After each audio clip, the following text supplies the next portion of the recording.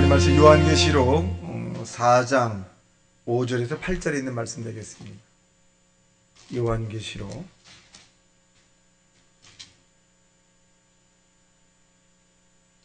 4장 5절에서 8절에 있는 말씀 합독합니다. 시작.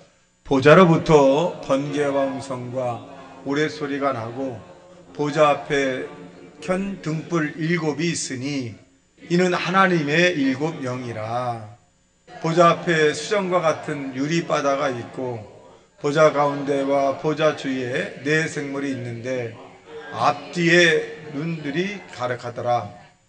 그 첫째 생물은 사자 같고 그 둘째 생물은 송아지 같고 그 셋째 생물은 얼굴이 사람 같고 그 넷째 생물은 날아가는 독수리 같으매 4 생물은 각각 6 날개를 가졌고 그 안과 주위에 눈들이 가득하더라.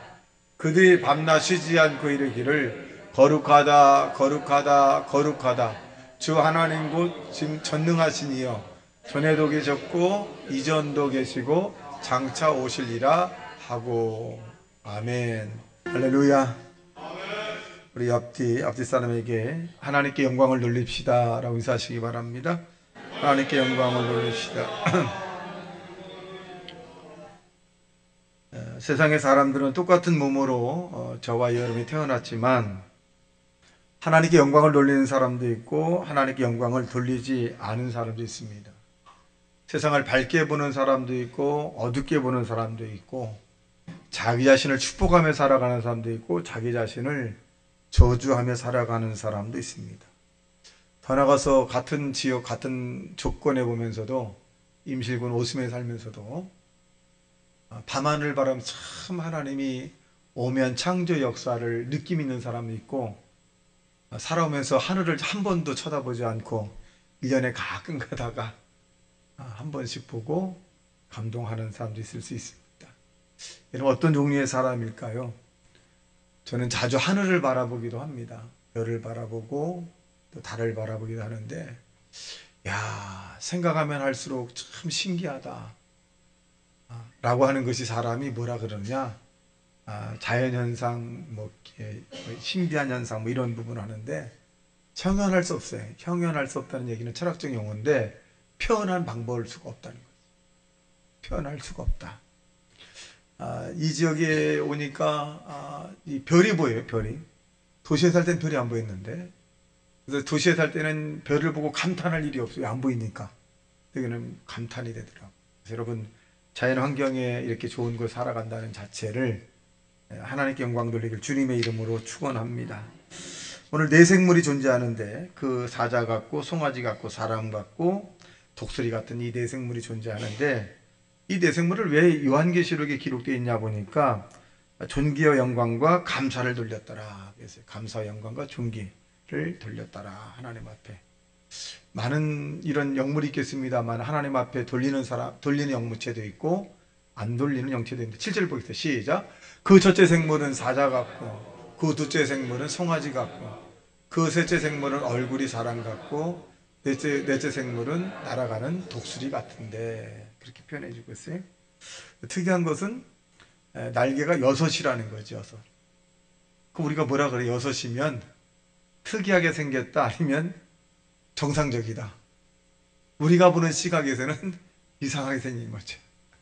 하나님 나라에서의 시각은 정상이잖아요. 땅에서 우리가 기준도 그래요. 어떤 학생이 있는데 고민이 뭐냐 그랬더니 키가 작은 게 고민이라는 거예요. 제가 뭐라 그랬냐면 땅에서 키를 재면 네가 작지만 하늘에서 키를 재면 네가 제일 크다. 우리 학교에서. 그러니까 그러냐 그래. 그래서 어깨에 심줘도 된다.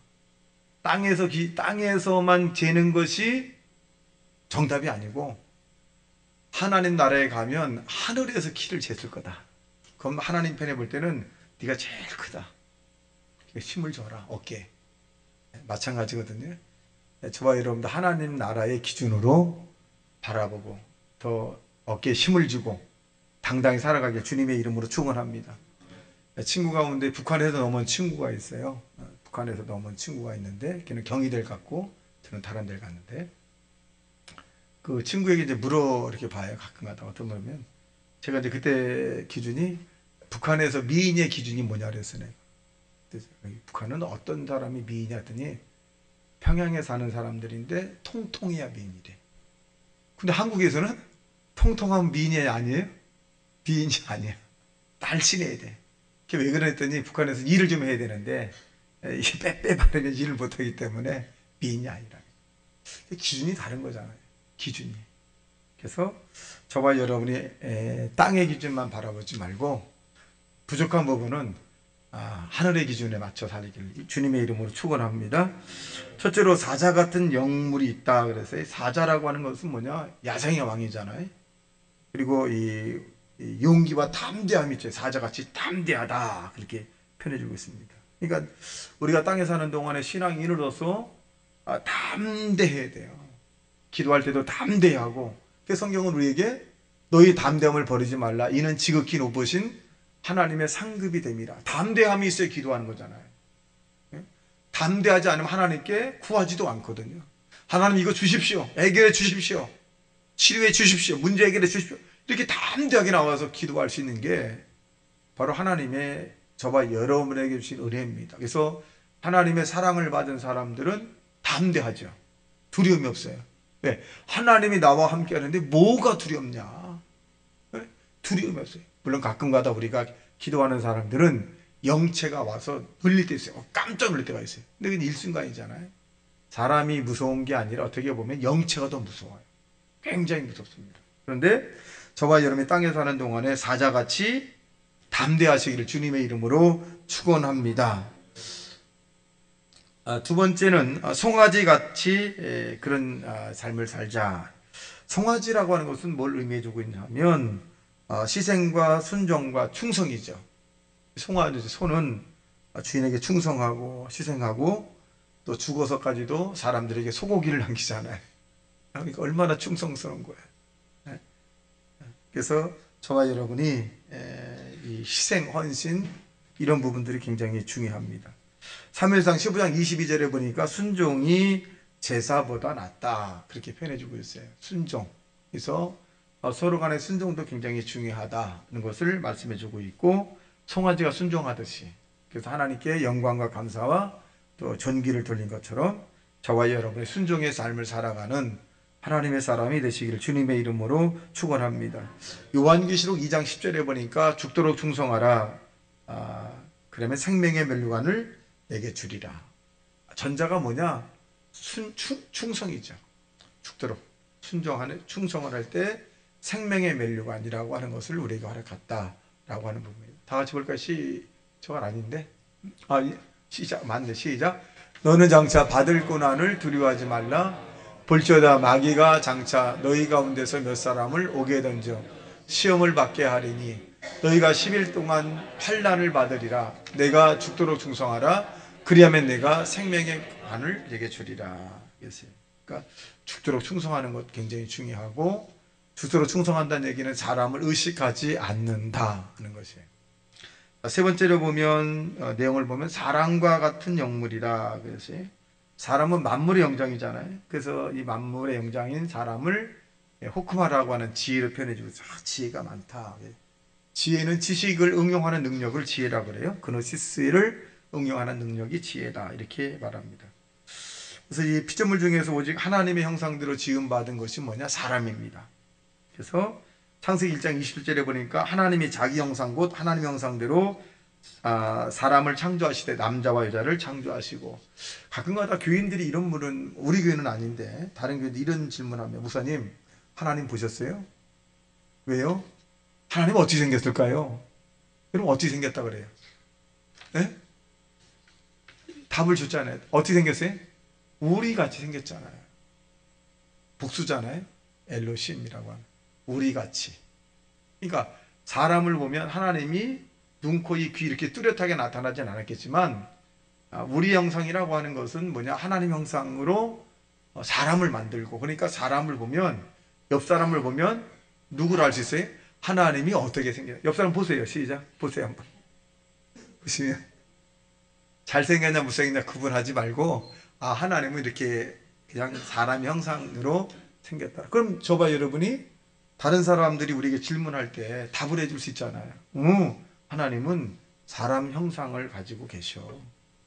그러면 아유 똑똑한데 이렇게 하는데 글쎄 내가 우리 목사님 물어보고 전해줄게. 그러면 좀 그렇잖아요.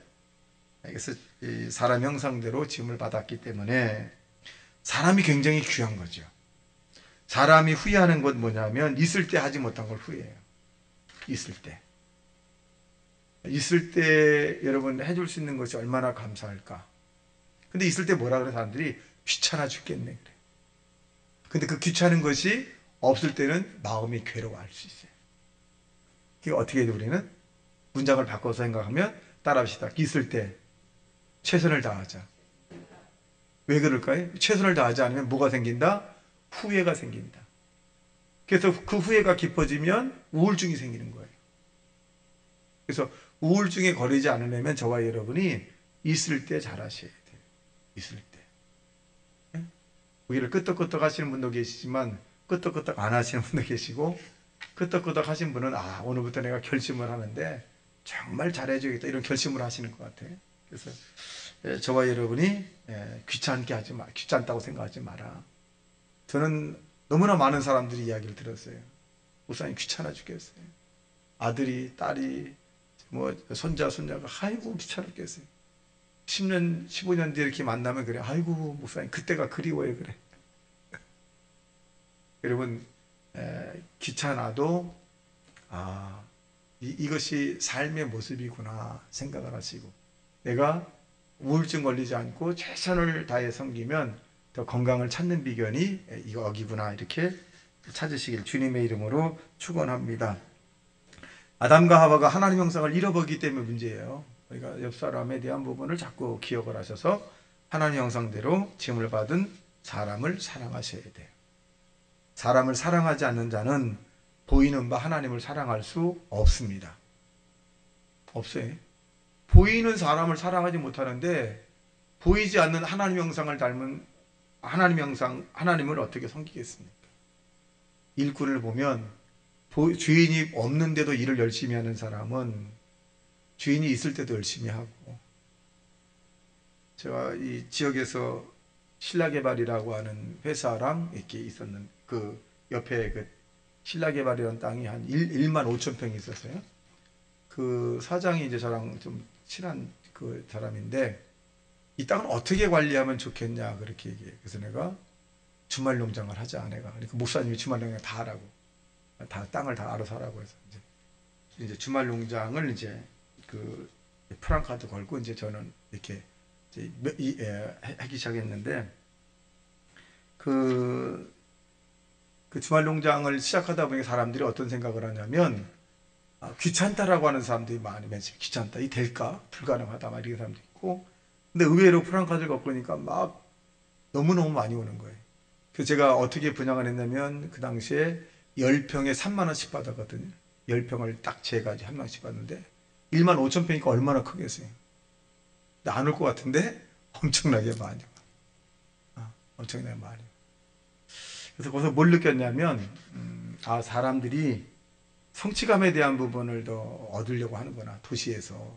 그래서 저도 이제 거기서 이제 많은 그 처음으로 이제 이렇게 보기도 하고 뭐 이렇게 하게 됐어요. 보기도 하고 뭐 이렇게 또 조언도 듣기도 하고 얘기도 해주고 뭐 그렇다고 제가 뭐 직접 한 것은 아니지만, 근데 거기에 이제 그 콩이라고 하는 것을 이제 한 500평이 남아서 콩을 이제 이것을 뭘 심어야 되는데 제가 뭐 심을 줄 모르니까 어떤 분 목사님이 남으니까 사람 시켜서 그 콩 심도록 해요. 그래서 그러라고 그러면 사람 몇 명 붙여서 콩 심을 하라고 했더니 그러고 난 다음에 나는 이제 신방 다니고 막 그랬잖아요.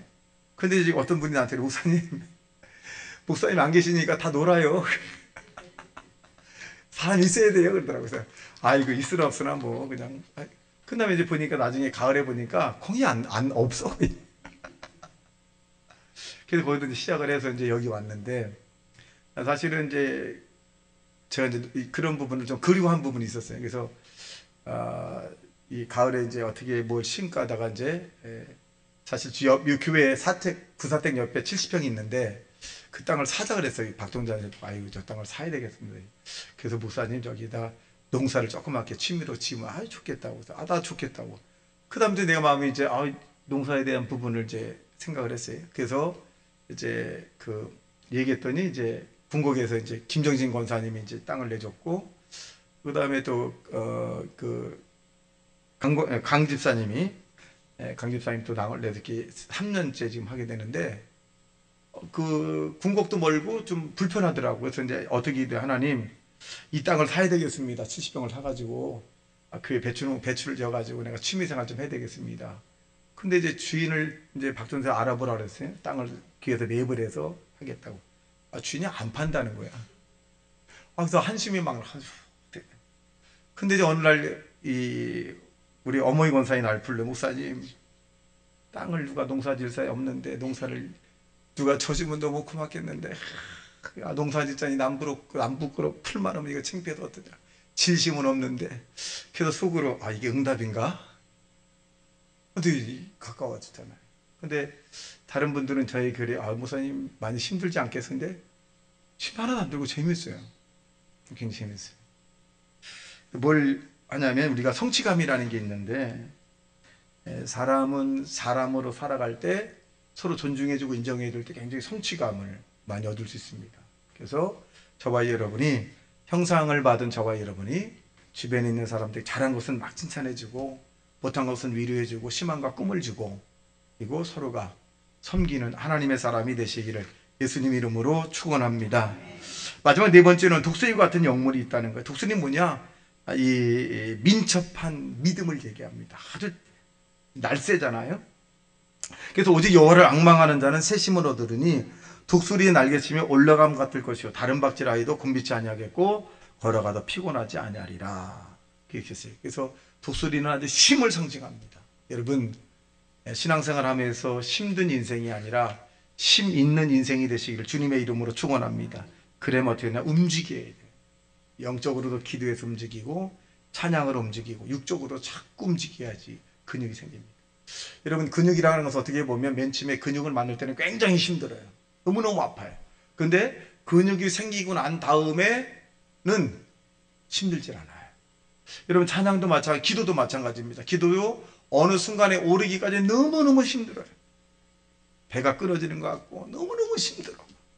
근데 어느 일정 부분을 넘어서게 되면 기도의 양을 채워야 기쁨이 생기고, 기도의 양을 채워야 행복감이 생기고, 기도의 양을 채워야 사는 것 같아.